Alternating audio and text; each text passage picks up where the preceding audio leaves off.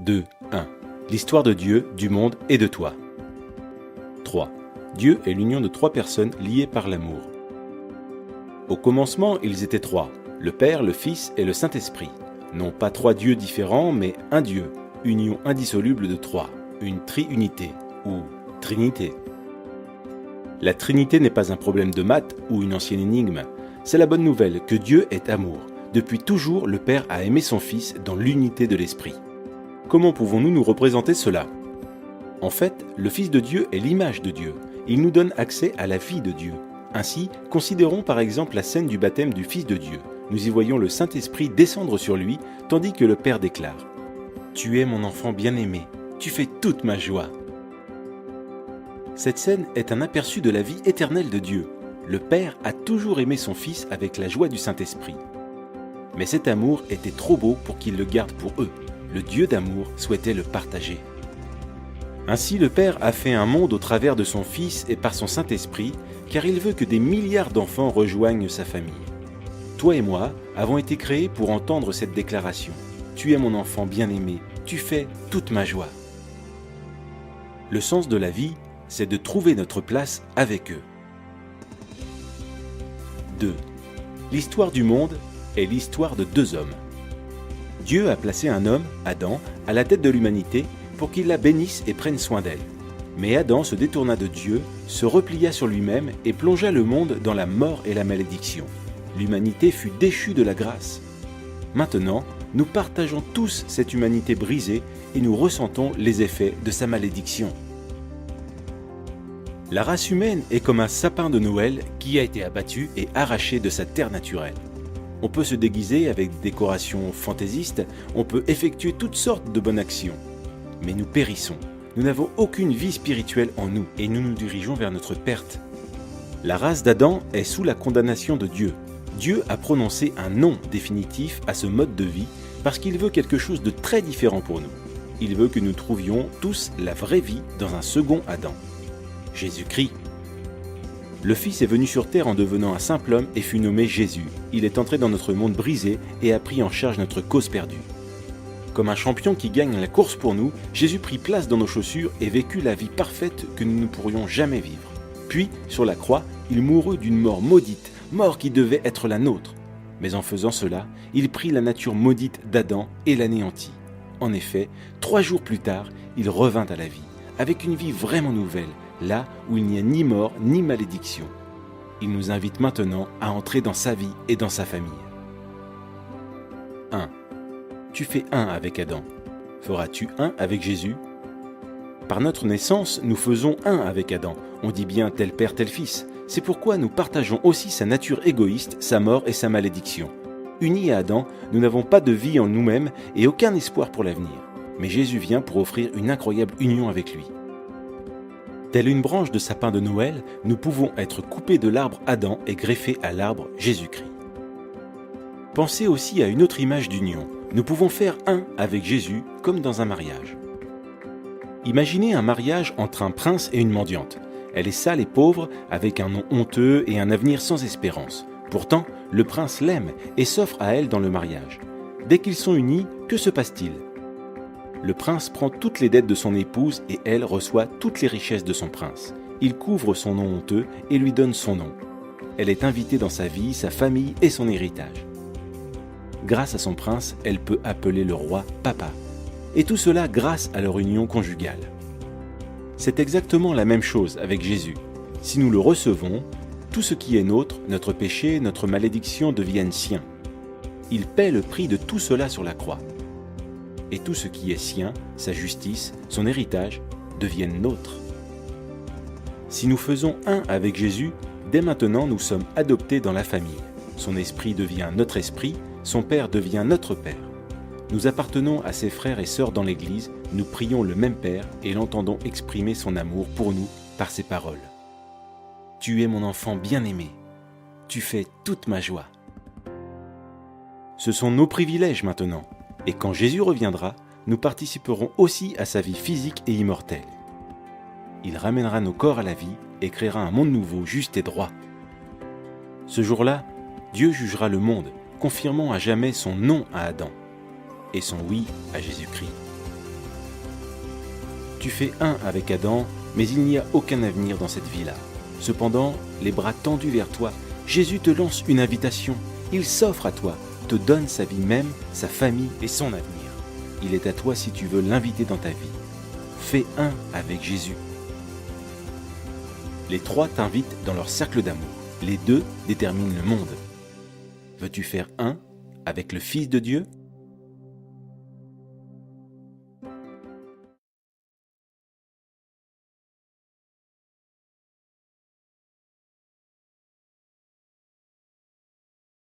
Sin est l'ancien dieu Lune de la Mésopotamie.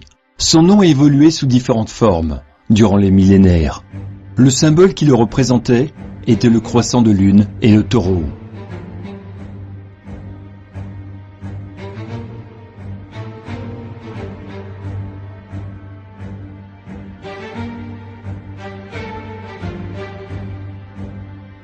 À travers les différents royaumes, époques et régions, Sin deviendra Baal.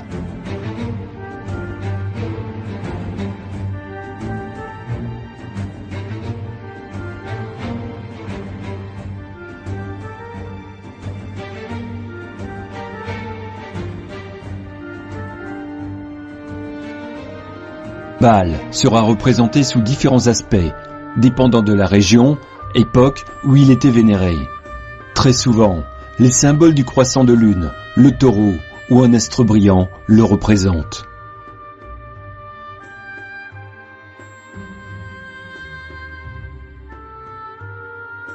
Les enfants étaient donnés en sacrifice à Baal afin d'obtenir des faveurs.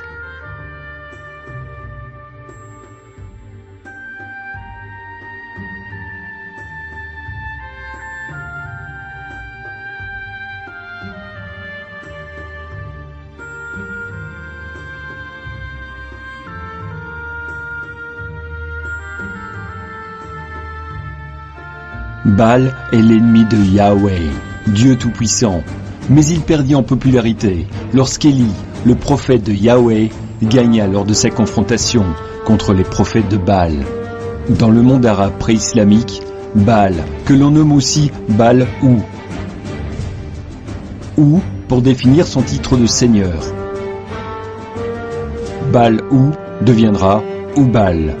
On rapporte qu'Oubal siégeait à la Mecque comme le dieu souverain des 360 autres divinités. Ce dieu suprême avait 3 filles, Allah, Manat et Uza. Cette divinité suprême était aussi connue sous le nom générique Ilah, qui signifie Dieu. Ce dieu lune, Oubal, était représenté par un croissant de lune. La Mecque était donc le lieu culte d'Oubal, la Kaaba, son sanctuaire où ses fidèles faisaient le pèlerinage du Hajj, selon le calendrier lunaire, toujours en vigueur aujourd'hui pour les musulmans. Dès 610 après Jésus-Christ, Mahomet, après avoir plagié la Bible et autres textes religieux, ce seigneur de guerre érigea les fondements du Coran et de sa nouvelle religion, qu'il voulait monothéiste. Il remplaça le nom d'Ilah par celui d'Allah. Il détruisit aussi toute référence concernant les idoles, les déesses, les statues, même celles du dieu Oubal, afin d'effacer l'origine païenne de la Mecque polythéiste.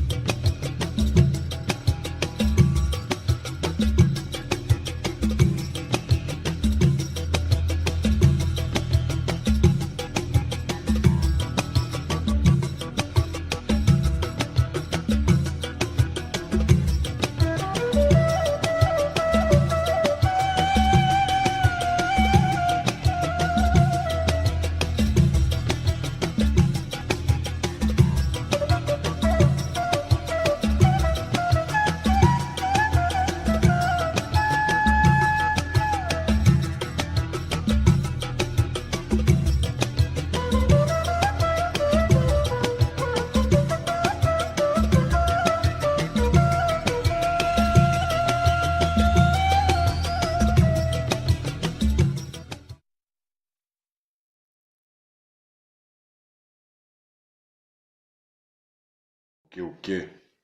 Salam à tous les frères et sœurs, à tous les soldats Killuminati, Masta EX. Alors mes frères et sœurs, dans cette vidéo-là, j'ai des choses à vous dire. J'en veux à une communauté aujourd'hui, mes frères et sœurs. J'en veux à une communauté.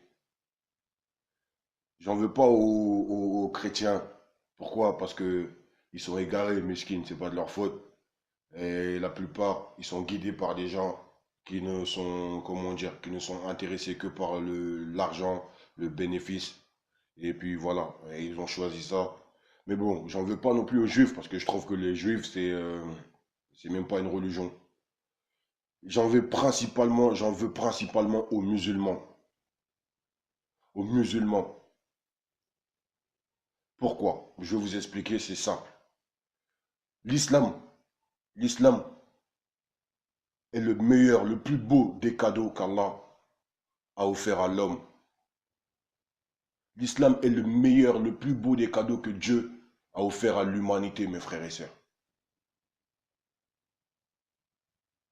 Et quand on se dit musulman, on est garant de cette parole-là.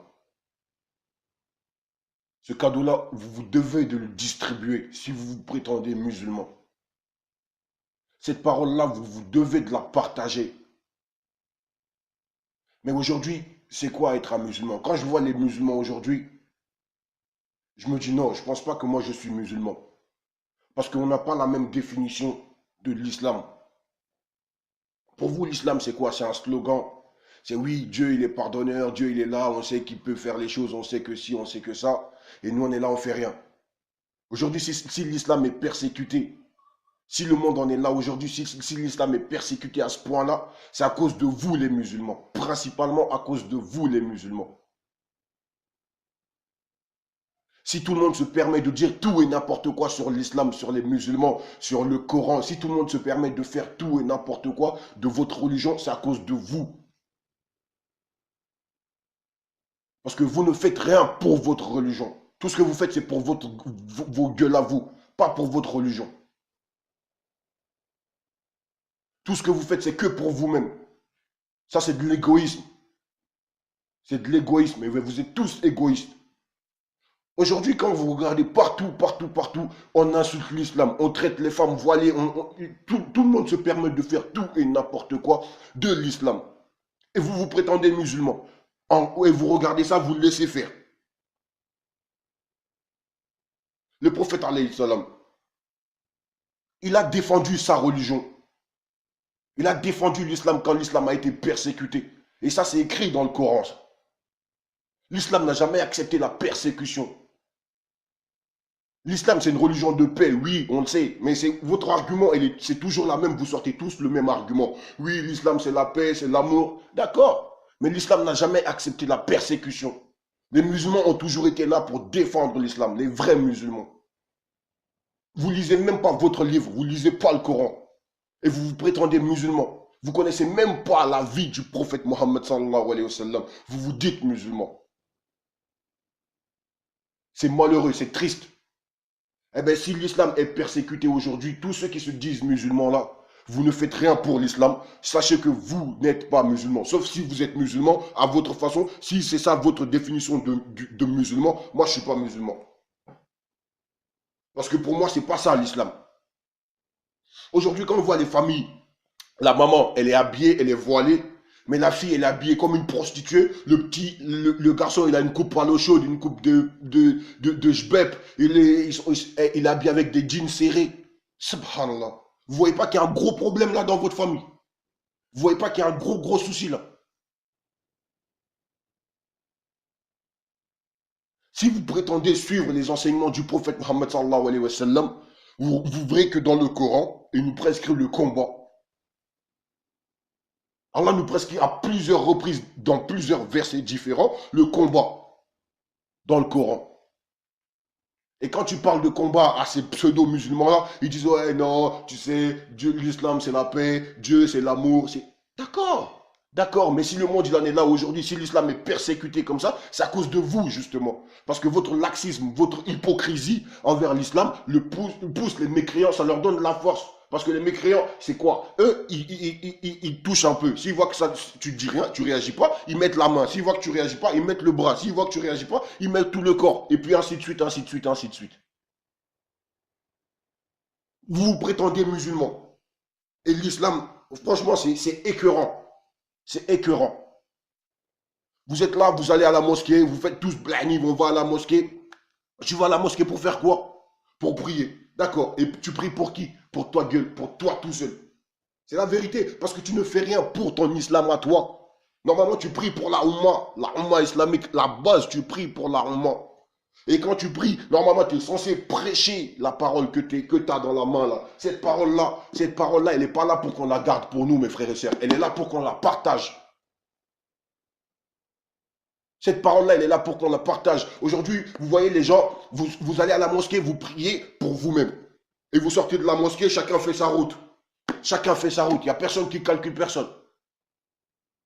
Même pas un échange, même pas un salam. Ouais, ça dit quoi? Ok, d'accord, ce verset-là, est-ce que tu l'as bien compris? Est-ce que si ça? Il n'y a pas d'échange. Même entre voisins, vous vous dites musulmans, vos voisins, ils sont là, ils sont dans la pure mécréance.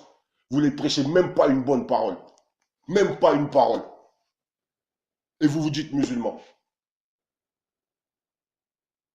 Je ne comprends pas votre définition de l'islam. Je ne comprends pas votre sens, le sens dans lequel vous allez. Eh bien, moi, si c'est ça votre définition de l'islam, moi, je ne suis pas musulman. Je suis qu'Illuminati. Mais je suis les enseignements de l'islam, du prophète Mohammed alayhi salam.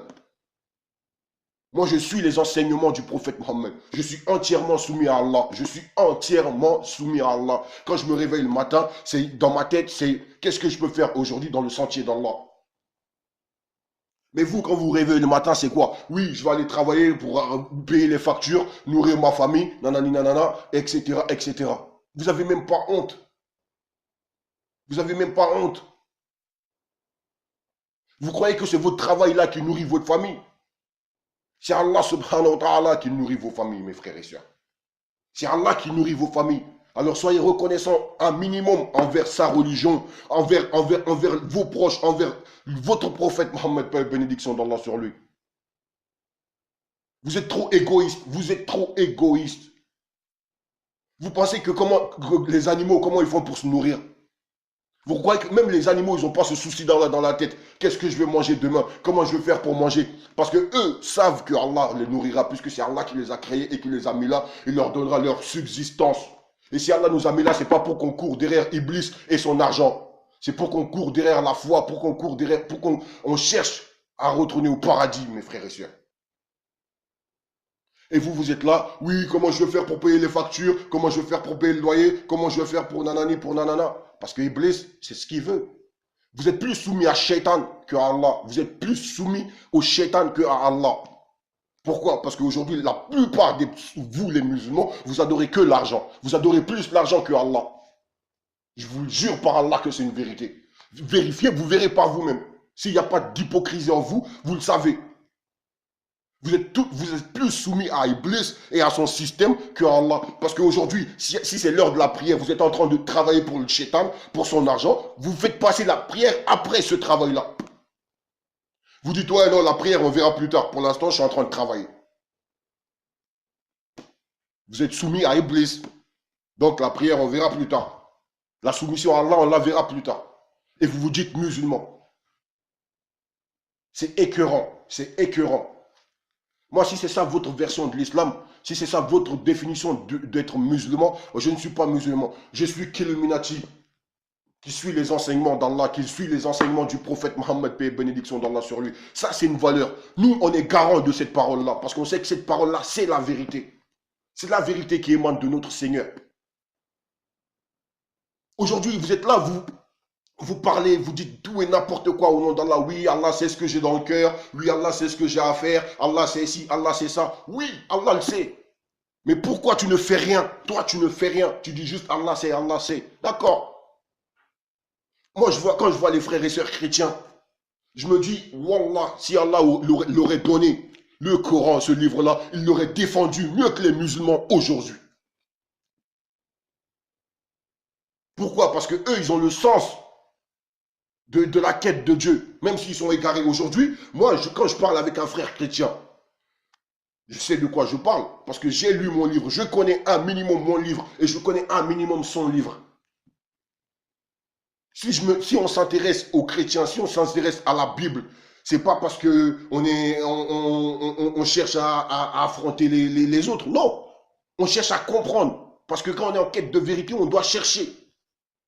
Moi, si je lis la Bible aujourd'hui, c'est pour que justement comparer avec ce livre-là, voir où ça va pas exactement. Bah, aujourd'hui, si je parle avec un frère chrétien, je pourrais le guider sur le chemin de l'islam. Parce que je sais que l'islam, c'est la vérité. Et vous n'êtes même pas guidé par votre propre livre. Vous ne savez même pas ce qu'il y a écrit dans votre livre. Et vous vous prétendez musulman. Vous ne savez même pas ce qu'il y a marqué dans le Coran. Quand tu parles avec un musulman, tu as l'impression que même un mécréant, il est plus croyant qu'un musulman, subhanallah. Donc redéfinissez vos termes, mes frères et sœurs. Si vous avez la foi en Allah, arrêtez d'être soumis à Iblis et à son système. Soumettez-vous entièrement à Allah. Cherchez à connaître Allah. Cherchez à connaître la vie de votre prophète Mohammed. Et prenez votre prophète Mohammed sallallahu alayhi wa sallam comme exemple, comme le seul exemple. Vous verrez comment ça va se passer. C'est Allah qui nourrit. C'est Allah qui accorde sa subsistance à qui il veut. Allah accorde ses dons à qui il veut. Et si vous pensez que c'est le système du shaitan qui va vous donner à manger, qui va nourrir vos familles, mes frères et sœurs, vous êtes dans la perdition, vous êtes dans l'égarement, vous êtes pire que des mécréants. C'est ça la vérité. C'est ça la vérité. Eh bien moi, ce livre-là, Inch'Allah, la parole qu'il y a dedans, je la prêcherai partout où j'irai. Quand je me réveille le matin, même si je n'ai pas mangé, si j'ai un Coran ou que je peux lire, Alhamdulillah Rabbil Alamin. Si j'ai 2-3 frères que je peux prêcher, Alhamdulillah Rabbil Alamin. Parce que je sais que si tout ce qu'Allah a décidé pour moi, c'est ce qui va arriver. Il suffit juste que je sois garant de ce livre-là. Comme il l'attend de moi. Comme il l'attend de vous tous. Prenez votre prophète alayhi salam pour exemple. Et vous verrez que tout ira très très très bien. Mais bon, tous ceux qui ont l'hypocrisie, le doute dans le cœur, retourneront encore dans leur mécréance, dans leur chétanerie. Et se diront musulmans. Moi, je ne suis pas musulman au même titre que vous. Je suis qu'Illuminati, qui suit les enseignements du prophète Mohammed sallallahu alayhi wa sallam. Sur ce, mes frères et sœurs, je vais vous laisser. Faites attention à vous, faites attention à vos familles, car là, on est rentré dans la fin des temps. On est vraiment rentré dans la fin des temps, mes frères et sœurs. Il suffit juste que vous vous intéressez à ce qu'a dit le prophète Mohammed sallallahu alayhi wa sallam pour que vous compreniez qu'on est rentré dans la fin des temps. Faites attention. Guidez vos cœurs. Qu'Allah guide vos cœurs. Qu'Allah guide vos cœurs vers sa lumière. Qu'Allah vous assiste dans tout ce que vous faites, dans son sentier. Salam alaikum.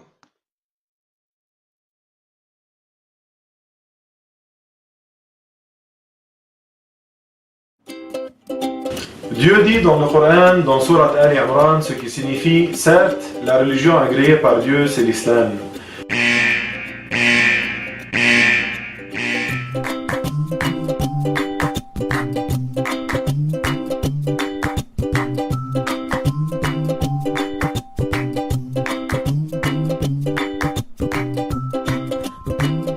Dieu dit dans Surat Al-Anbiya, verset numéro 25 aussi, ce qui signifie « Nous n'avons pas envoyé de messager avant toi sans lui révéler qu'il n'est de Dieu que moi, alors adorez-moi. » Aussi le prophète sallallahu alayhi wa sallam dit ce qui signifie « Les prophètes sont des frères de par leur religion et leurs mères sont différentes. »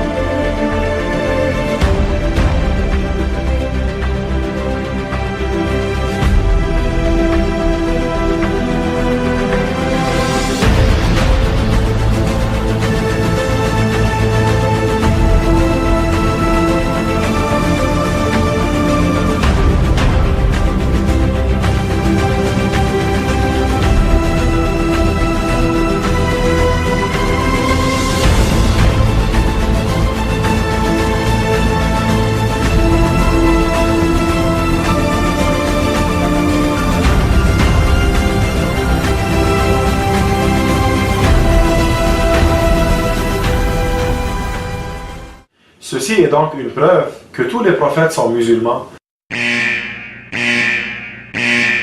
que leur religion est unique, et c'est l'islam, et que tous les prophètes, depuis le premier d'entre eux, Adam, jusqu'au dernier d'entre eux, notre maître Mohammed, tous avaient la croyance en l'unicité de Dieu, à Tawhid,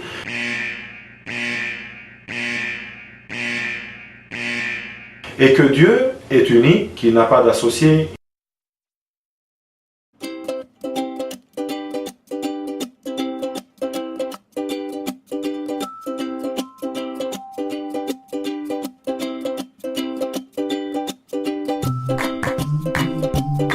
Il n'a de ressemblance avec rien et que rien ne mérite l'adoration sinon lui. Tous donc ont dit La ilaha illallah. Inniya de Dieu qu'Allah. Inniya de Dieu qu'Allah. La ilaha illallah. La ilaha illallah. La ilaha illallah. La ilaha illallah. Ainsi, la parole du prophète sallallahu alayhi wa sallam, ce qui signifie les prophètes sont des frères de par leur religion.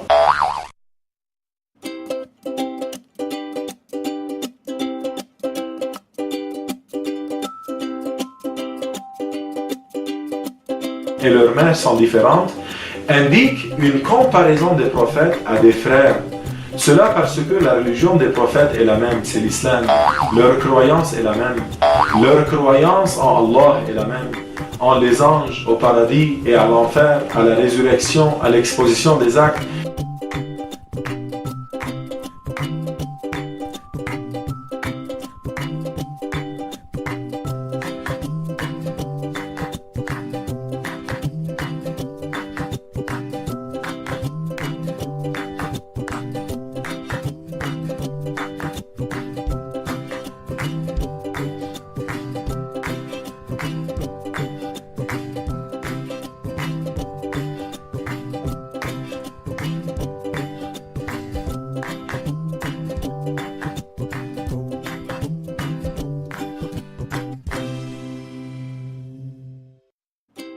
Et à ce qui est du même ordre.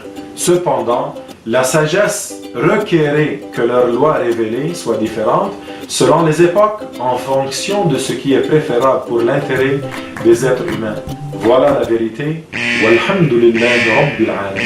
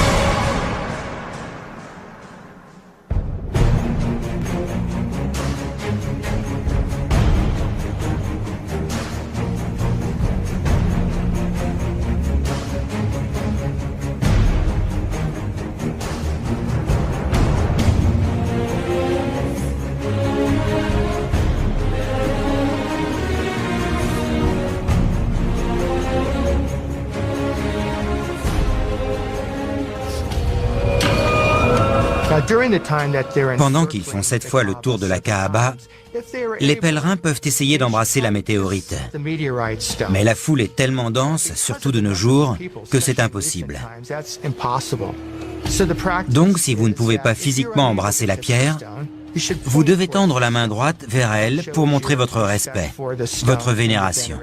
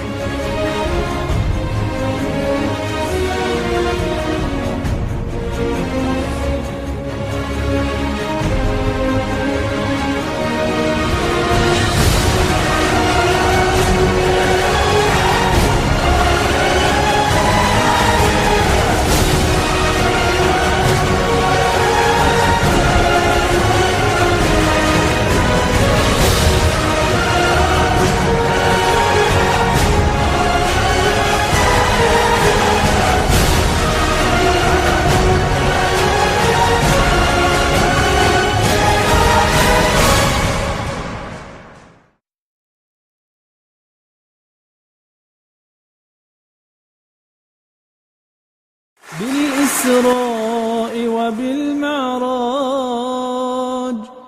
عمت أجواء.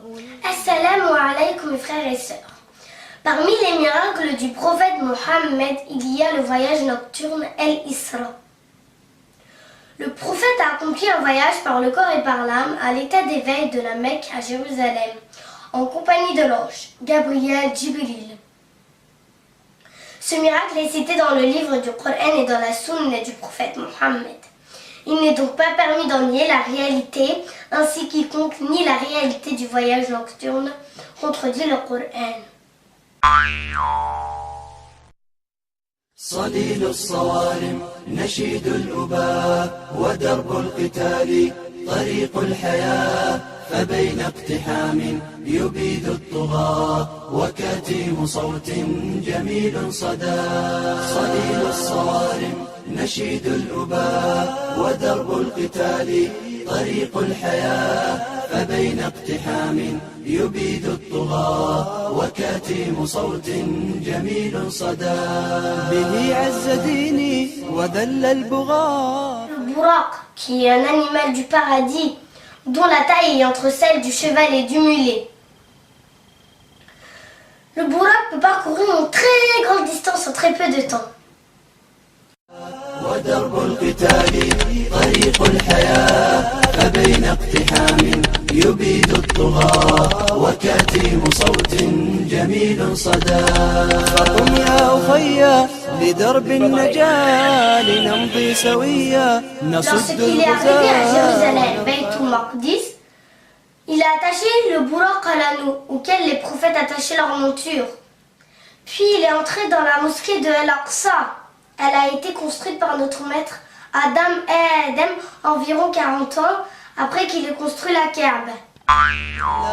لغير الإله أبت أن تذل لغير الإله صليل الصوارم نشيد الأباء ودرب القتال طريق الحياة فبين اقتحام يبيد الطغاة وكتيم صوت جميل صدى صليل الصوارم نشيد الأباء ودرب القتال طريق الحياة فبين اقتحام يبيد الطغاة وكتيم صوت جميل صدى إلى الحق هيا دعانا لواء لساح المنايا لحرب عدا فمن مات منا فدا عن حما بجنات خلد سيغدو عزاء بجنات خلد سيغدو عزاء صليل الصوارم نشيد الأباء ودرب القتال طريق الحياة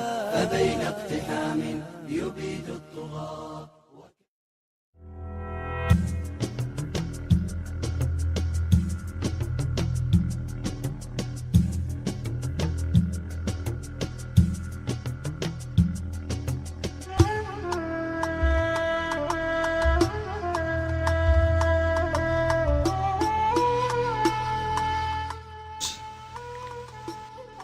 Que les islamistes font très bien.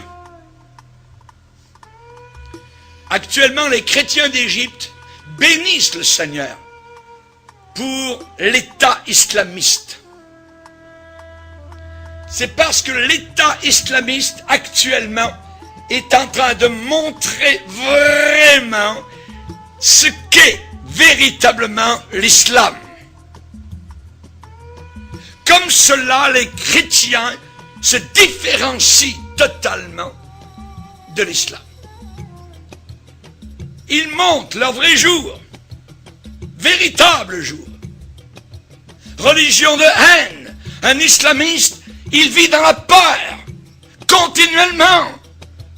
On peut lui couper la tête, on peut lui couper les mains au nom de son Dieu Allah, qui est un faux Dieu, qui est un démon.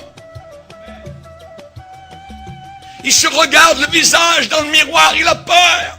Il ne sait pas. Quand il prie, qu'il se met à genoux, il a peur. Il vit dans la peur. Nous les chrétiens, nous sommes véritablement la religion de paix, la religion d'amour. Nous pardonnons. Nous pardonnons, l'islam ne pardonne pas. C'est une religion de vengeance. Le secret d'une vie paisible. Une vie paisible. Nous les chrétiens, nous ne sommes pas des contentieux, nous ne sommes pas des gens de guerre, des gens de troubles. Nous sommes des gens de paix. Nous ne tuons personne, voyez. Nous ne prenons pas les armes. Nous ne sommes pas armés de couteaux pour tuer au nom de notre Dieu, voyez. Nous ne mettons pas des ceintures d'explosifs autour de nous pour faire du mal, voyez.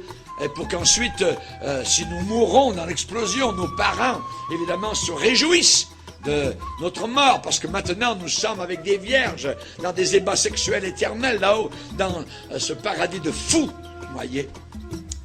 Non, nous ne sommes pas du tout de cette race-là. Nous avons, nous, le secret d'une vie paisible, l'éternel, pas Allah, l'éternel. Le nom de Dieu, c'est l'éternel, ce n'est pas Allah. L'éternel est mon berger, je ne manquerai de rien. Dans les locaux de ce journal, Charlie, eh bien, il y avait un homme du gouvernement français qui déclarait en disant, eh bien, ces gens-là tuent. Et d'autres, sur le panel, étaient en train de déclarer, oui, mais on peut avoir des gens fanatiques dans d'autres religions, parmi les bouddhistes, parmi les chrétiens, les catholiques, tout ça. Mais l'autre, répondant sur le panel en disant, mais oui, mais ceux qui se disent chrétiens ne tuent jamais. Ils ne tuent pas. Ils peuvent être têtus, ils peuvent croire à toutes sortes de folies, mais tandis que les islamistes tuent au nom de leur Dieu, au nom de Allah. Nous, chrétiens, nous avons une façon de vivre. Et lorsque des musulmans lisent la Bible, ce qui leur est interdit normalement, arrive à Matthieu chapitre 5 où Jésus dit « Aimez vos ennemis. Priez pour ceux qui vous haïssent. » Le musulman est totalement étonné devant ce que Jésus demande. Parce que dans son livre à lui, nous le verrons durant la conférence, la fameuse conférence, et elle va être sur Internet, ça s'appelle le Coran et le Christ. Ceux qui nous écoutent actuellement peuvent aller voir donc sur Internet le Coran et le Christ, et vous allez voir donc ce que le Coran déclare et ce que la Bible déclare. Si vous descendez dans le Coran, vous descendez dans un enfer. Quand vous lisez la Bible, vous prenez une bouteille d'oxygène céleste, de pardon, de libération, voyez. Alors que l'intégrisme islamiste, eh bien, assujettit des peuples entiers sous la férule des démons et de Satan.